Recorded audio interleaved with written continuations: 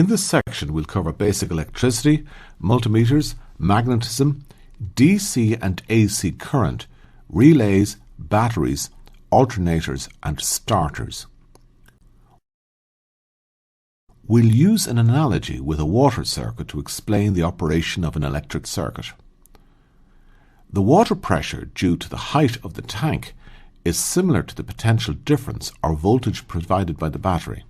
The valve is similar to the switch and the wheel is similar to the lamp, while the flow of water can be compared to the flow of current.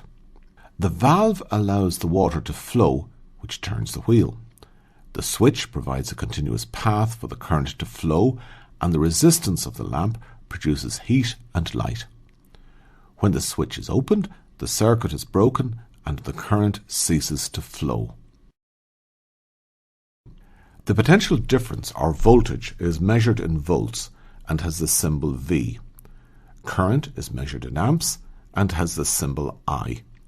Resistance is measured in ohms and has the ohm symbol. Electric calculations are based on Ohm's law, which states that voltage equals current multiplied by resistance, or I equal to V over R, or R equals to V over I. When resistors are connected in series, we add the values to get total resistance. With resistors in parallel, we use this formula.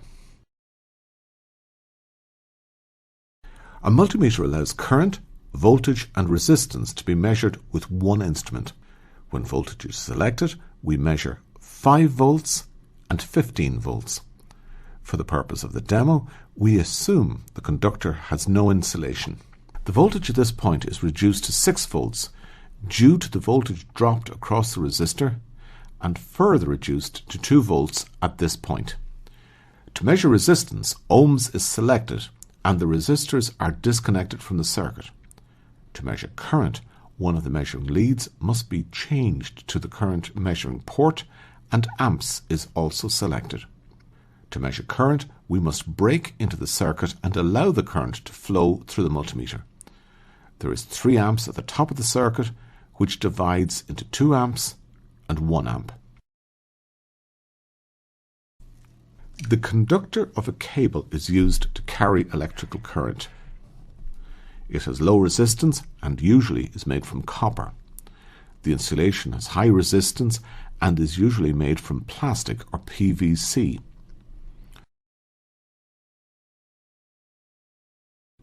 There is a close link between electricity and magnetism.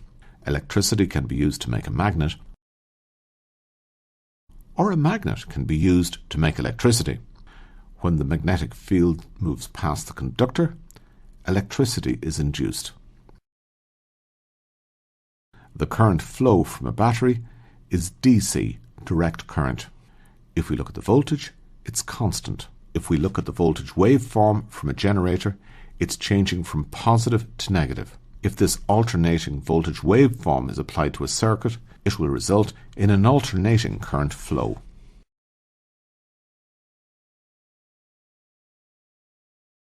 A relay also depends on magnetism to operate. It has 3 contacts.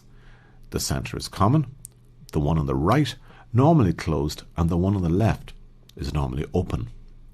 When a voltage is applied to the coil, it attracts the armature and the centre contact changes over.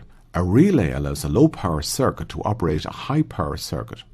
For example, the rear window defogger in a car.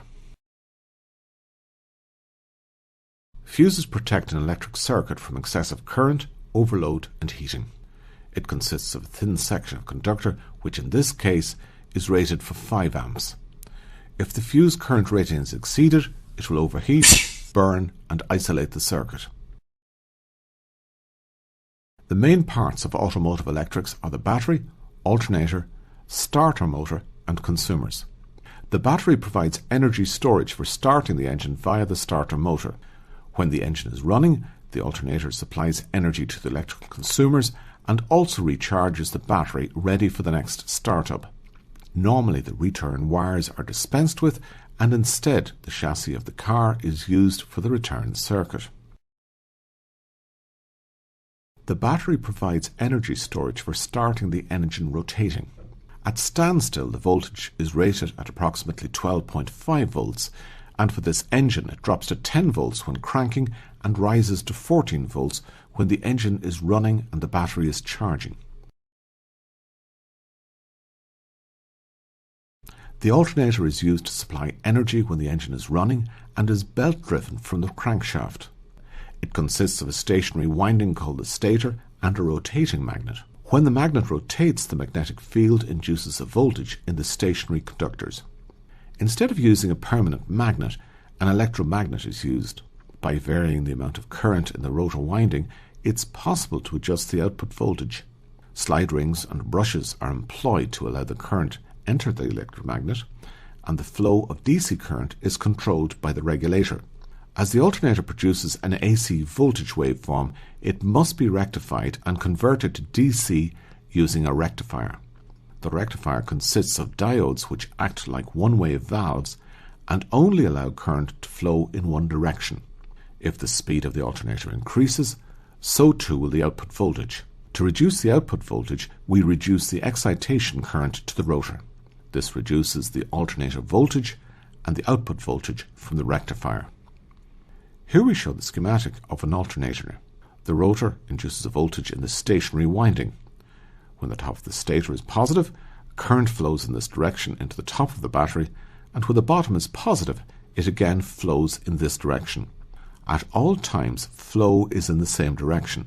Most alternators will have 3 phases in the stator. This results in a smoother DC output waveform for the battery.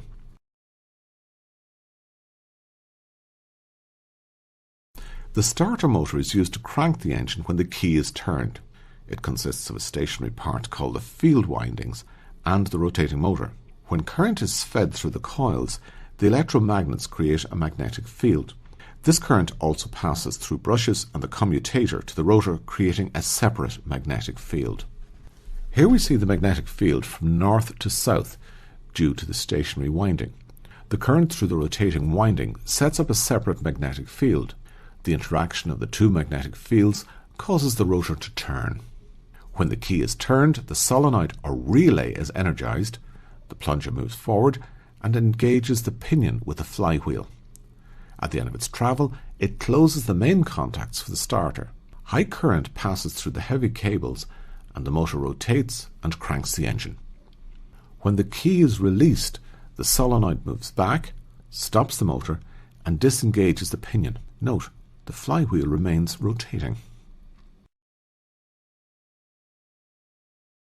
Recent developments with starters include the use of permanent magnets and a reduction gearbox. This allows the starter to spin at a higher speed and results in a lighter starter.